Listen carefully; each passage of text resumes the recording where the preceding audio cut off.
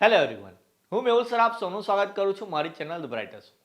તો આજના વિડીયોની અંદર આપણે ડિપ્લોમા સેમેસ્ટર 3ની જે ટોપ 25 મોસ્ટ આઈએમપીની સિરીઝ સ્ટાર્ટ કરી છે, એમાં સિવિલ એન્જિનિયરિંગના સબ્જેક્ટ હાઇડ્રોલિક્સના મોસ્ટ આઈએમપી ક્વેશ્ચન જોઈશું. ઓલરેડી ચેનલ પર આપણે બધા જ સબ્જેક્ટના આઈએમપી અપલોડ કરવાના છે સિવિલ એન્જિનિયરિંગ માટે પણ. તો પ્લેલિસ્ટમાં જઈને જોઈ લેવાનું જરા. ઓલમોસ્ટ દરેક સબ્જેક્ટના તમને આઈએમપી ત્યાંથી મળી જશે. ઓકે, અને તમારી પાસે એમપી આવે તો એને મેક્સિમમ શેર કરી આપો કે જેથી એવરેજ સ્ટુડન્ટ કે જે રેગ્યુલરમાં હોય કે રેમિડિયલમાં હોય એ બધા આરામથી પાસ થઈને સારા એવા માર્ક્સ સ્કોર કરી શકે. તો હાઇડ્રોલિક્સની અંદર કઈ કઈ તૈયારી કરવાની એમાં સૌથી પહેલાં આપણે જોઈએ તો બર્નોલીનું ઇક્વેશન એન્ડ ઇટ્સ લિમિટેશન્સ. તો કે બર્નોલીનું સમીકરણ દર્શાવવાનું અને સાથે સાથે એની લિમિટેશન એટલે કે મર્યાદાઓ દર્શાવવાની છે. 7 માર્કના ક્વેશ્ચન છે. આઈ થિંક આ જેટલા બી છે 7 ક્વેશ્ચન 7 માર્કના છે, એટલે વારંવાર હું નહીં કહું. બીજો ક્વેશ્ચન છે આપણો ઓરિફિસ મીટર ઇક્વેશન, એટલે કે ઓરિફિસ મીટરનું ઇક્વેશન આપણે ડિરાઈવ કરવાનું છે. થર્ડ ક્વેશ્ચન છે derive equation for most economical rectangular section of channel, એટલે લંબચોરસ ચેનલના કરકસરયુક્ત આડછેદ માટેનું સમીકરણ. એના પછીનો ક્વેશ્ચન સેમ છે પણ અહીંયા જે રેક્ટેન્ગ્યુલર સેક્શન હતો એની જગ્યાએ ટ્રેપેઝોઇડલ એટલે કે સમલંબ ચેનલ માટે દર્શાવવાનું છે. અને આ બે ક્વેશ્ચન એવા છે કે બેમાંથી એક તો તમારે પૂછાતો જ હોય. હવે આમ તો મેં તમને એવું કીધું કે 7 માર્કના છે 7 ક્વેશ્ચન, તો હું તમને 7 માર્કના 7 ક્વેશ્ચન આપું. પેપરમાં ખબર છે કે 7 માર્કના 5 પૂછાતા હોય છે ક્વેશ્ચન, તો આ 7માંથી તમને 3 કે 4 ક્વેશ્ચન એક્ઝામમાં જોવા મળશે કે જેમાંથી તમે 3 બી લખો તો બી 7 તારીખ 21 માર્ક્સ તમારા થઈ જશે. પણ બધા તૈયાર કરવાના છે. નેક્સ્ટ જોઈએ 5માં derive equation for discharge over rectangular notch, અને એના પછીનો same derive equation for discharge over V notch. તો રેક્ટેન્ગ્યુલર ને વી નોચમાંથી જેટલું બી નિકાસ થાય એટલે કે ડિસ્ચાર્જ થાય એનું સૂત્ર આપણે તારવવાનું છે. 7મો question derive equation to calculate discharge of liquid by venturi meter. તો જે રીતે રેક્ટેન્ગ્યુલર નોચ ને વી નોચમાંથી ડિસ્ચાર્જ થાય એનું સૂત્ર તારવવાનું છે, એ રીતે વેન્ચ્યુરી મીટરમાંથી જે નિકાસ થાય છે એનું બી સૂત્ર તારવવાનું છે. અને આ સૂત્ર છે એના પરથી આપણે ન્યુમેરિકલ એટલે કે દાખલા પણ તૈયાર કરવા છે, જે હું લાસ્ટમાં મેન્શન કરેલું છે. તો એ આગળ 8મા નંબરમાં Darcy's equation for a loss of head in pipe. તો હેડ લોસ થાય પાઇપની અંદર, એના માટે ડાર્સી નામના વૈજ્ઞાનિકે જે ઇક્વેશન આપેલું તે આપણે લખવાનું છે, સમજાવવાનું છે. વેન્ચ્યુરી મીટર આકૃતિ સાથે દર્શાવવાનું છે. બર્ડન પ્રેશર ગેજ આ બંને આકૃતિ સાથે લખવાના ક્વેશ્ચન છે. ઇવન ડિફરન્શિયલ યુટ્યુબ મેનોમીટર પણ. તો આકૃતિ બી દર્શાવવાની, એના પરથી રચના લખવાની અને કામ કેવી રીતે અને શું કામ કરે છે એ આપણે બતાવવાનું. પાસ્કલનો નિયમ છે 3 કે 4 માર્કમાં પૂછાય. કન્ટિન્યુટી ઇક્વેશન એટલે ગુજરાતીમાં સાતત્ય સમીકરણ પણ 3 કે 4 માર્કમાં પૂછાય. અને નોમોગ્રામ આકૃતિ સાથે સમજાવો. તો આ 3 ક્વેશ્ચન એવા છે કે 3 કે 4 માર્કની અંદર પૂછાશે. આ જે આકૃતિ સાથે સમજાવવાના છે સાધનો એ 7 માર્કમાં પૂછાઈ શકે છે. ઓકે, ચલો આગળ જઈએ આપણે.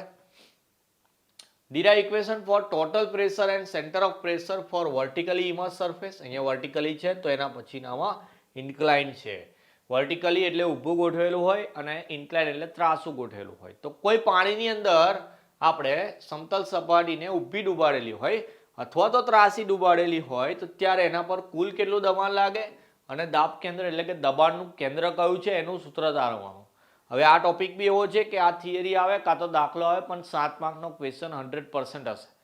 કાં તો ટોટલ પ્રેશર અને સેન્ટર ઓફ પ્રેશરની થિયરી આ બે, કાં તો આના પરથી ન્યુમેરિકલ જે 100% 7 માર્કમાં પૂછાશે. ઓકે, 17મો ક્વેશ્ચન છે hydraulic gradient line end total energy line. એટલે આ તો પેલું છે HGL અને TEL. તો કોઈક વાર આવું બી લખીને આપે લોકો, એક્સપ્લેન HGL એન્ડ TEL. તો ખબર હોવી જોઈએ કે હાઇડ્રોલિક ગ્રેડિયન્ટ લાઇન એટલે HGL થાય અને TEL એટલે ટોટલ એનર્જી લાઇન. ગુજરાતીમાં એને દ્રવિક ઢાળ રેખા અને કુલ ઉર્જા રેખા કહે છે.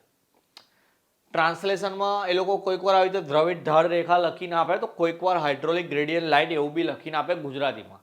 એટલે પોસિબલ હોય તો ઇંગ્લિશમાં જ ક્વેશ્ચન યાદ રાખવાના. આન્સર ગુજરાતીમાં લખવાના હોય તો ગુજરાતીમાં વાંચો ઠીક છે, પણ ક્વેશ્ચન તમારે ઇંગ્લિશમાં યાદ રાખવાનો. 18મો ક્વેશ્ચન જોઈએ એના પછી. ઓકે ચલો, 18 થી લઈને 22 સુધી એટલે આ જે 5 છે તફાવત છે. તફાવત છે સ્ટેડી અનસ્ટેડી એટલે કે સ્થિર અસ્થિર પ્રવાહનો, યુનિફોર્મ નોન યુનિફોર્મ પ્રવાહનો, લેમિનાર અને ટર્બ્યુલન્ટ પ્રવાહનો, રેક્ટેન્ગ્યુલર અને ટ્રાયેન્ગ્યુલર નોચનો, અને ફ્લો થ્રુ પાઇપ એટલે કે પાઇપનો પ્રવાહ, અને ફ્લો થ્રુ ચેનલ એટલે કે ચેનલના પ્રવાહ વચ્ચેનો તફાવત છે. 5 છે, એમાંથી એક આમ તો હું એક જ પૂછાશે એવું કહું છું, પણ કદાચ તમારું નસીબ બહુ વધારે સારું હોય તો આમાંથી 2 તફાવત તમને 3 માર્કમાં પૂછાઈ જશે. એના પછી ન્યુમેરિકલ દાખલા બી લખ્યા છે. આમ તો દાખલા પૂછાતા હોય છે, 3 થી 4 દાખલા પૂછાતા હોય છે, પણ પેપરના એનાલિસિસ પરથી એવું લાગે છે કે આ વખતે આ ટાઈપના દાખલા આવશે. તો જે લોકોને પાસ થઈને સારા એવા માર્ક્સ કે મોર દેન હાફ 45-50 સુધી જવું છે 70માંથી, તો એ લોકોએ આટલી ટાઈપના દાખલા કરવાના, પણ એને સારા એવા સ્કોર કરવા છે કે 50ની ઉપર લાવવા છે, 55-60 એવા માર્ક્સ લાવવા છે. તો તમારે જૂના પેપરમાંથી કયા કયા દાખલા પૂછાતા હોય છે એ બધા તૈયાર કરવાના. બાકી જે લોકોને ખાલી એવરેજ રિઝલ્ટ લાવવું છે 7 to 8 SPI, તો એ લોકો આ 3 ટાઈપના દાખલા કરી દેશે. જેમાં મેં તમને એવું કીધું હતું total pressure, centre of pressure કે જે થિયરી હતી પેલી 2 એના જેવા, હેડ ઓફ વોટર એટલે કે પાણીનું શીર્ષ ચેક કરવાનું આવે એવા દાખલા આવે તમારા, HD ફાઇન્ડ કરવાનું હોય તે, અને ડિસ્ચાર્જ ઓફ ફ્લુઇડ થ્રુ વેન્ચુરીમીટર. તો એ બી મેં તમને કીધું કે આ 2 જે છે એના પરથી પહેલા ટાઈપનો દાખલો કીધો, અને આગળ મેં તમને એવું કીધું કે આ વેન્ચુરીમીટર વાળું જે ઇક્વેશન તમે લાવશો એ ટાઈપના બી એક્ઝામ્પલ એટલે કે ન્યુમેરિકલ એક્ઝામમાં આવશે. ઓકે, તો હાઇડ્રોલિકની અંદર તમારે આટલી વસ્તુ તૈયાર કરવાની છે, અને આટલી જ વસ્તુ તમે તૈયાર કરશો તો 100% મારી ગેરંટીથી સારા એવા માર્ક્સથી તમે પાસ થઈ જશો. પાસ થાવ એટલે એનો મતલબ એવો નહીં હોતો કે 23 માર્ક આવશે, પણ જો આ જેટલા બી ક્વેશ્ચન તમને આપું છું એકદમ પાક્કા તૈયાર કરીને જાઓ તો 23નું 46 કરતાં પણ તમે વધારે માર્ક્સ લાવશો.